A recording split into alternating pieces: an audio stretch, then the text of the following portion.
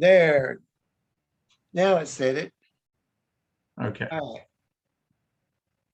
right.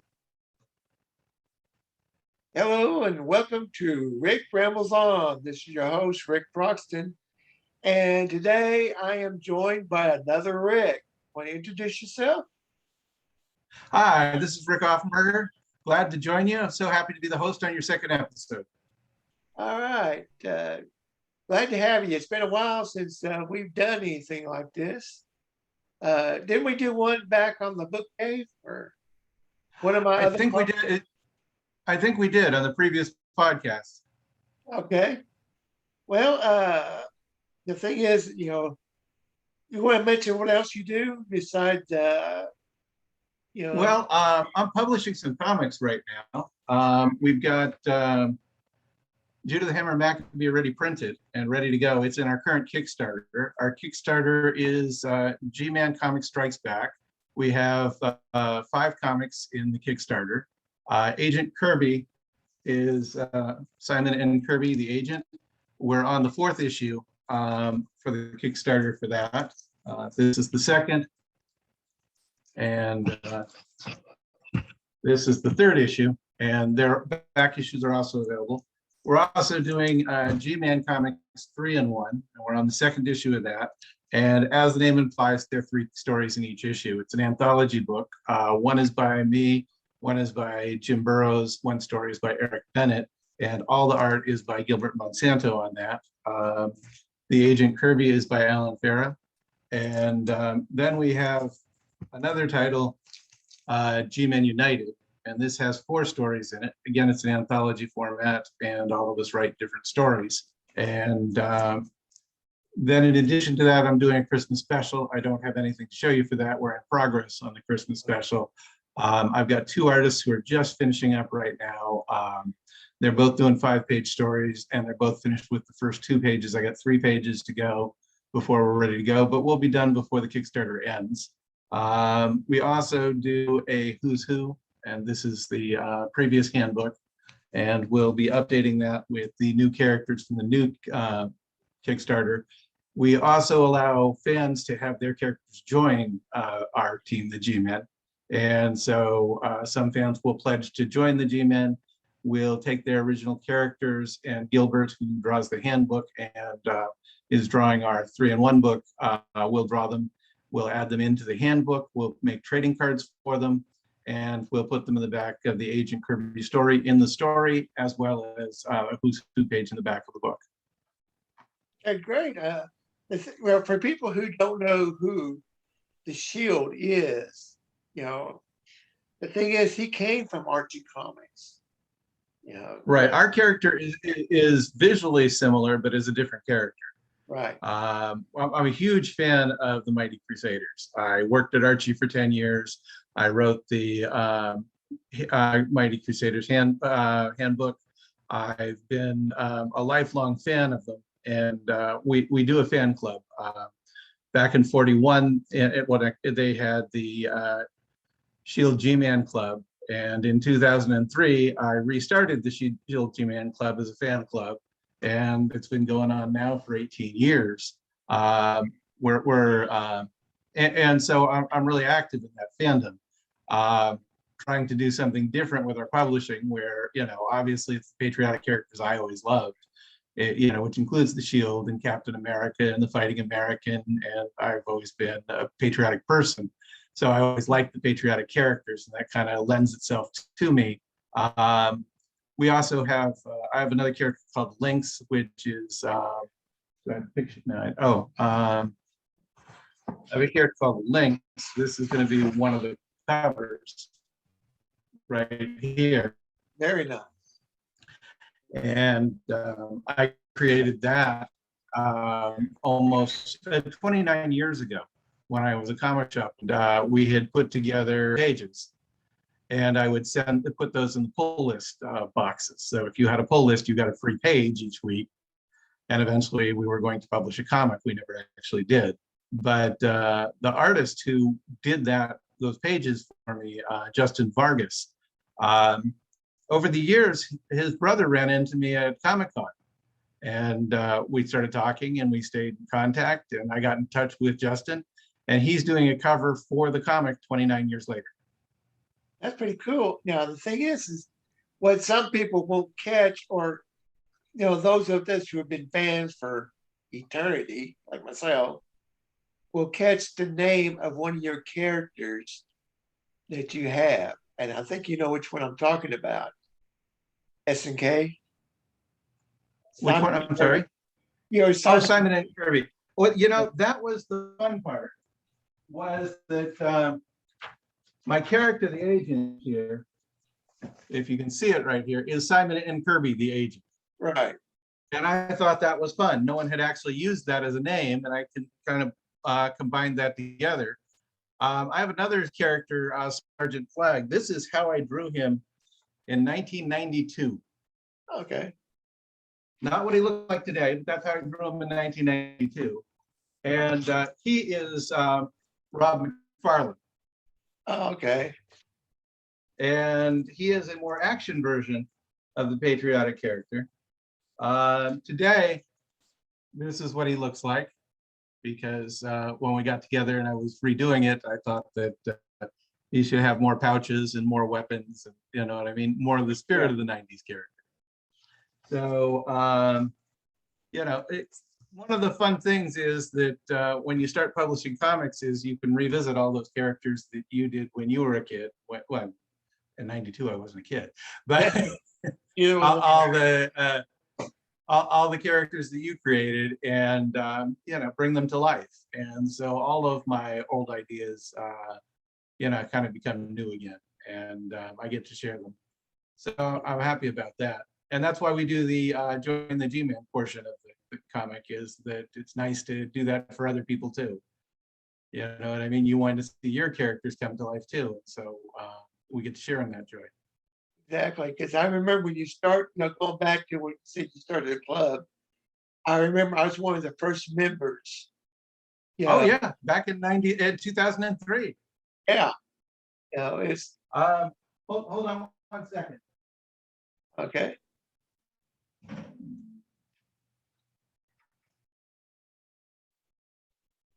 You got one of these. Yeah. It's handmade. I printed this on the computer.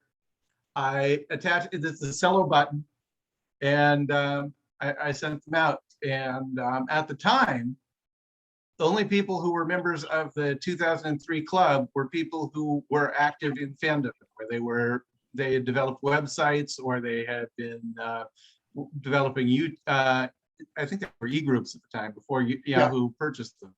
I remember that way back how we first met, pretty much. It was working. What was it, Silver or something? Before you. It was in the Mighty Crusaders e-group, when there were e-groups. Yeah, and we were both fans. Yeah, you and I first, we started up that group. Yes. Yahoo. And I remember writing, I think I was either before that or after that, because you asked me, do a couple of interviews and stuff like that. Yeah. And for Silver Bullet Comic Books. I knew it was Silver something. Yeah. I could remember. Yeah. Yeah, it was Silver Bullet Comic Books. They're now Comic Bulletin. They changed hands. Okay. Then you started, then you started up this other company, which is pretty much worldwide, First Comic News. Yes. First Comics News is we've been doing that forever. But and you're there, and so I appreciate that. We run all your book reviews there. Oh yeah, and we'll be hosting this podcast there. Oh, thank you very much. Yeah, it's one of the great things, that I said, because I remember when we was doing the Yahoo group, we was doing, because we're both huge fans of the absolutely. Raiders. And I don't know how you got, but I remember my my way to get into Mighty Crusaders was way back in the 70s. In the back of comics, in the ads pages, they had the hero, the web, sort of like for one of the advertisers. And I thought, wow, that's a pretty cool looking character. And Yeah. then it was like, oh shoot, at least 10 years later, when I was running the comic book shop right after I sold mine and was asked to become the manager of another shop, I got in these comics, and one of them was the Mighty Crusaders. I believe it was like number 4 or something. It was called Too Many Heroes. It's one you used for birthday cakes. Oh Picture. yeah. Was it number 4 or number 7? Number 4. Number 4. Okay, yeah. That was my first introduction to the actual Mighty Crusaders, and that was like Now, go ahead. when I was a kid at the Brea Public Library, they had comics. It was the only library I ever saw that you could check out comics as a kid. And so I saw the Jaguar, and that was my first introduction to an Archie superhero because it was Archie Adventure. But then in used bookstores, I saw some of the Mighty comics. Yeah. But I never really, I just flipped through them. I didn't actually buy them. And it was when Mighty Crusaders #1 came out from Red Circle that I bought the first one and was hooked. I had them all. I've had every single thing they've published ever since. And I always had an attraction to the Lancelot Strong character. I always liked the way he looked, and I liked, and of course there were only 2 issues, and they were too expensive for me when I first fell in love with them. But eventually I bought them. And and I was real excited when they did the Lancelot Strong Shield comic too. Mhm. And they revived the Fly and Blue Ribbon, and I was there for all of it. And I was excited when Steve Ditko was doing the Fly, because the Fly was basically the forerunner for Spider-Man. Right. And so it was nice to have Steve Ditko doing the Fly, just to complete that kind of circle. Exactly. What's really interesting, a lot of people don't really realize it, is that the Fly, his main villain was the Spider. Well, Yeah. originally Well, he was pitched to Hardy Comics as Spider-Man. Yeah. And Joe Simon had created him, and C.C. Beck, who did Captain Marvel, had done the art, and he was going to be Spider-Man, and then they changed it to Silver Spider. And then when that never actually got published, Joe Simon took it to Jack Kirby and had him redraw it as the Fly for Archie. And it was the exact same story, exact same panels. They just changed the character up. And the character was a teenager called Tommy Troy. Right. So when Jack Kirby needed more work at Marvel, he brought that concept of the original Spider-Man concept to Stan Lee. Yeah. And they changed it from Tommy Troy to Peter Parker, still with the same alliteration. Exactly. And still the same teenage superhero. Yeah. Well, but then Stan had decided he didn't like Jack on the art and switched it over to Steve Ditko. Oh yeah. Well, I meant by, because the Fly, one of his villains was the Spider, kind of a bad guy. Yes. But in Spider-Man, one of his villains was the Human Fly. Almost. Yeah, well, Marvel seemed to take every Golden Age character, whether it was theirs or not, and reintroduce them. Right. Or in this case here, I remember, if you remember the Human Fly in Marvel Comics when he was a villain. I remember the Fly, and then I remember a different comic called Human Fly. The Human Fly was the red colored character, and then the Fly was a yellow colored character. Okay, well, one was, I don't know if they called him the Human Fly or the Fly. I think it was called the Human Fly originally. He was a villain. Oh, okay, might have been. Probably in the very late 60s, early 70s. Yeah, I remember. I was a huge Spider-Man fan. Anything that had Spider-Man in it, I bought. I remember, to give me kind of a good example of how big of a Spider-Man fan I was, when Howard the Duck #1 first came out, it had Spider-Man as a cameo. And I grabbed it. Yeah. I was only 15. And, that comic is more for a college student or older. But different type of humor. Yeah, that's one of the reasons I call it Ric Rambles On. I ramble on. Yeah. Yeah. But the thing is that like he's talking about with on Archie comic, when you think about Archie comics, you think of Archie Andrews, stuff like that. People don't realize, kind of do a little history lesson. Archie wasn't the main character to start off. He was a minor throwaway character. Well, if you go back to Blue Ribbon and Pep, they were a full service publisher. They had war heroes, they had fantasy characters, they had superheroes, they had a little bit of everything. And Archie wasn't their first teen character, too. You know what I mean? They had Wilbur before they had Archie, and Wilbur just didn't catch on. It's hard to say if Archie caused the end of the superheroes because he just sold so much better. They just made more Archie product. Right. Or if it was the end of the golden age when all the publishers went out of business and Archie just saved the whole company. But for whatever reason, they were a major player in superheroes in the 40s, and they've only been three ever since then. You can say that there were other publishers in the Silver Age, but no one came close to selling what Archie sold in the Silver Age. And one of the things people like to point out is the humor in the Archie comics in the 60s. And they think, oh, well, they're ripping off Marvel, they're ripping off the Batman TV show.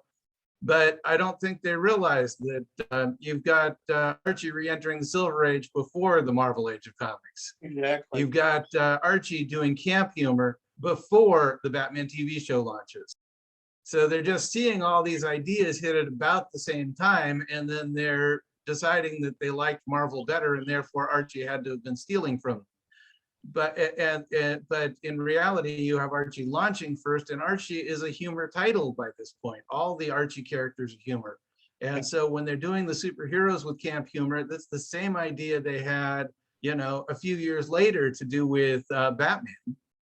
And it's a legitimate form of humor. It's just a different comic. It wasn't the angst that you had at Marvel.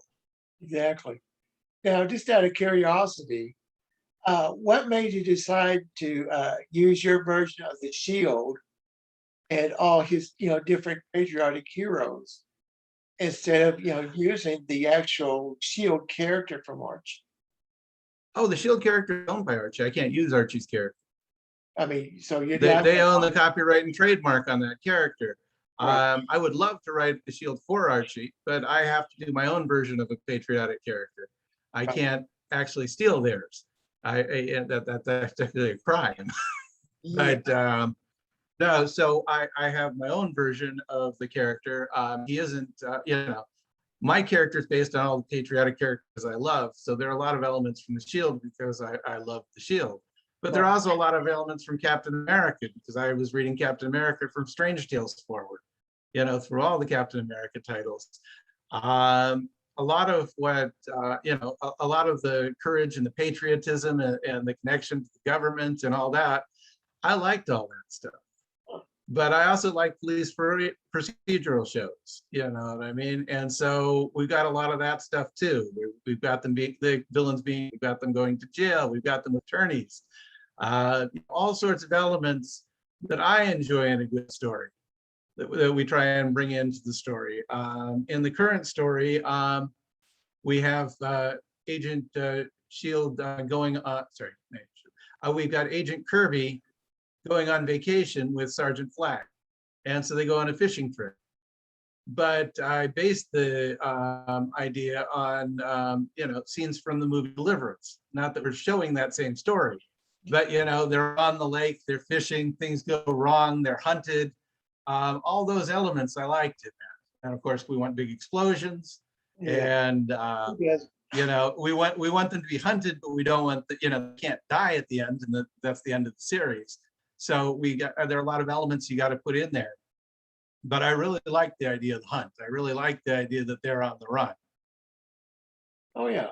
The thing is, I mean, what gets to me is a lot of people don't realize, kind of going off topic here, how many different patriotic heroes there were just from Archie comics alone.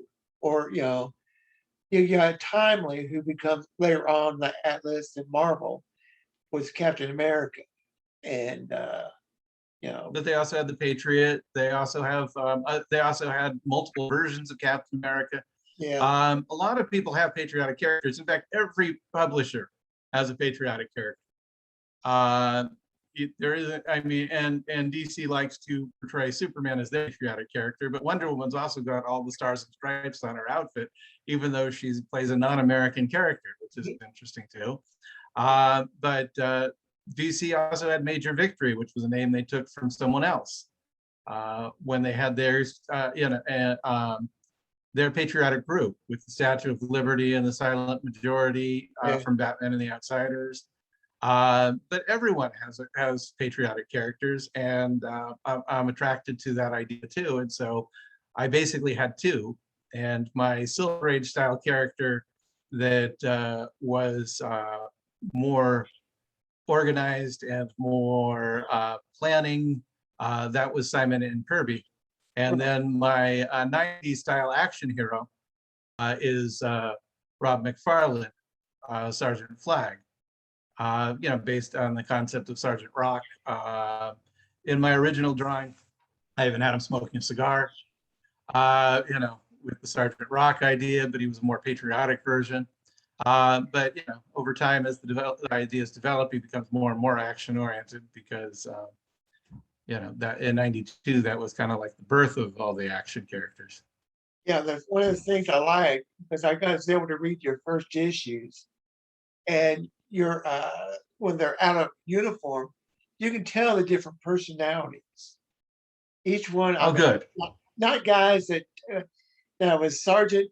What was he calling him again? Sergeant Flag. No, Sergeant Flag. He was more the kind of the guy that you really don't want to hang out with. He's not Well, the, it depends the on who nice you guy. are. Yeah, he was Uh, like in his first issue. When you show yeah. him doing a fight, going in there doing a rescue. It's always no American, no one left behind. And Right. all through that story, he was griping.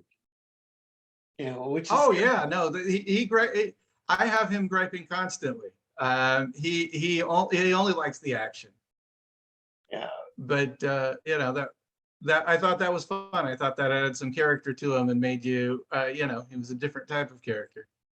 exactly. I mean, that's what I like about when you get heroes, and each one of them is completely different from what you would think. Like the agent. He's not a guy who wants to just jump in and becomes a superhero. He's like, no, you're going to become the agent. Yes, you are not the highest ranking, grade in grades when he was going to school. Yeah. You barely squeak by, but Yeah. yeah. But what gets to me is the guy who was pretty much on grade wise, he was like, how in the world did you become the leader? Like if you when you went to your school for the training, and I could just see somebody coming in there. And it's like, wait a minute, aren't you the guy that almost flunked this class and stuff like that? Why are you my boss? Yeah, Well, we also didn't want to make him want the job. Part of the story is that he doesn't want to be the superhero. He wants to be a career FBI agent. right. And they assign this to him because his superiors think that he's too eager and is threatening their job. So this kind of derails him. Once you're in charge of the superheroes, you don't become in charge of the FBI. You're shuttered off into this little corner where you got the all the vigilantes. Right. Yeah. And we do our version of the Marvel Registration Act, where not that Marvel is the first one who ever thought of registering superheroes, but that's the biggest deal, where all the characters are registered. We don't do a civil war where some of them say we won't register or we're going to Canada or anything like that. It's just a matter of fact. But I thought if you really had superheroes running around in the real world and they were really arresting people, and you'd have to deputize them somehow. Yeah. Well, in a way, the registration thing kind of reminds me a little bit of real life now with COVID, Yeah. where like, you either vaccinated or you can't do this. You can't, there's a lot of places right here in Arkansas that if you don't have, your vaccinations, you're not allowed to come in, you know, to, do a job or come in to eat or whatever. Thank you, Yeah. dog.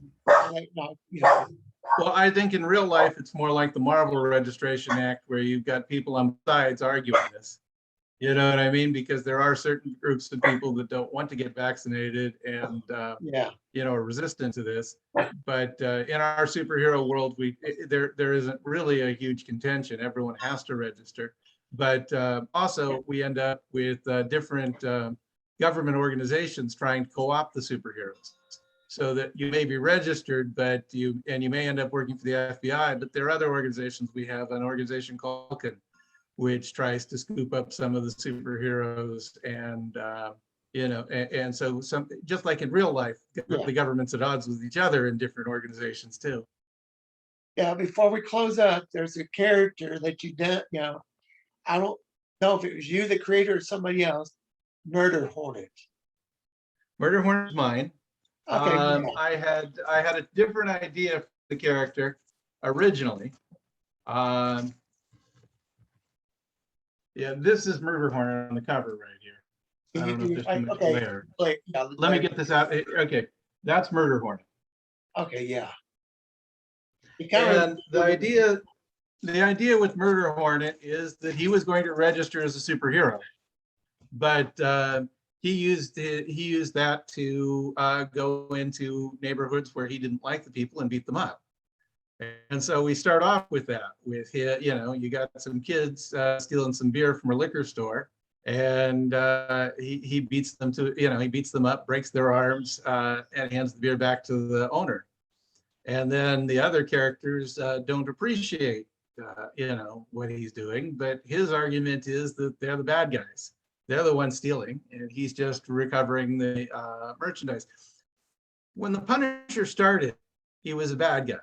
Right. And he went too far, and he was a Spider-Man villain. But there was some sympathy for the Punisher because he'd lost his family and he'd been driven that far. Yeah. But by the time the 90s came around, he was the hero. Exactly. Because society changed. And even though he didn't really change that much, he was no longer the villain. So I thought that we would take this idea and push it a little farther. Yeah, I don't want to give anything about him. Yeah. But you do have a very interesting origin. Okay, I was going to say this here. He's similar to Batman, DC's Batman, in some ways, but in other ways, he's not. He's sort of like, what if Batman, what if Bruce Wayne was raised by somebody different? Exactly. What if Alfred was a white supremacist? I didn't want to get that's the whole gimmick there. Yeah. And then we also have, if you remember, in Iron Man, there was a time when Jim Rhodes played Iron Man, and Tony Stark had not been Iron Man, and there was a time when they were both Iron Man. And so I thought that would be fun to play with that too, where Murder Hornet has a stand-in in case he's in any trouble. The stand-in can take the heat while he slips away. And just like Iron Man and Batman, he's rich and he has someone else to help him out with these things. Yeah. But I also connect him to the government. And if you remember the old Iron Man stories, Iron Man used to make munitions for the U.S. government. That's what Stark Industries did, was they made weapons. Okay. And so my character, Murder Hornet, his company makes weapons for the government. And so because of that, that puts him in an interesting position because he's the bad guy, not the hero. But so the government is dependent on him. Yeah. And at the same time, some of them look the other way, and some of them will not. And so it causes a different dynamic in that world. Yeah, the thing is that unlike Iron Man, who starts munitions and goes into other, places where he can make money, Murder Hornet starts off, his parents were not exactly, they were helping out people and stuff. And the parents were more liberal, and then after they died, the trauma of their death left him as the ward of their butler. And their butler takes the money and invests it in political causes and builds them up some political clout and builds up their business. But at the same time, he indoctrinates the character into the world of white supremacy. Right. And so I think that, well, I mean, if you got a patriotic character, who do you want for the villains? You want the Nazis. Exactly. The Nazis were always the best villains. I mean, the Red Skull is the best villain for Captain America. You know, and you had you had a million Nazi villains for Captain America forever. And when the patriotic characters sold the best during World War II, they were naturally fighting the Nazis. Some of the most iconic covers with patriotic characters not fighting the Nazis, it just seemed natural that we needed to find an in so that in the modern times we could have our characters fighting the Nazis. Yeah. But well, if you would like, well, get ready to close. If you want to go ahead and give everybody information how to get your comics. Okay, we have a Kickstarter going on right now, and that is on Kickstarter. It's G-Man Comics Strikes Back. We're on Facebook with G-Man Comics, and we have links there too. We also have our own website. It's g-man-comics.com. And we've got a link to the Kickstarter there, and you can see all of the comics that we've published so far, and you can see who's for the characters that are owned by me, Jim, and Eric. And you can see some of the interviews that people have done with us and some videos. And so we try and keep everything consolidated there. And hopefully you'll check it out and you like it. Like I said, make sure and check out your First Comics News, which will give you everything. Absolutely. The First Comics News focuses on indie comics. We carry everything from DC and Marvel that comes out, but we also carry a wide variety of news on indie comics, and a lot of the websites ignore them. And so we try and give a spotlight to the smaller publishers, which is what you and I had been doing at Silver Bullet Comics when we were working there together. Right. Well, thanks a lot for being my first guest on Ric Rambles On. And I hope to see you again many more times. Absolutely. And thank you a lot. And we'll go ahead and call us a day. Thank you. Okay. And I'll be rambling on. Bye. Bye. Where am I supposed to type? Stop recording. There's a button that says stop recording at the bottom, right? Well, it says leave meeting. I don't want to leave meeting. Well, you see where it says record at the bottom. There's a little button that hit record. If you hit that again, it'll stop recording.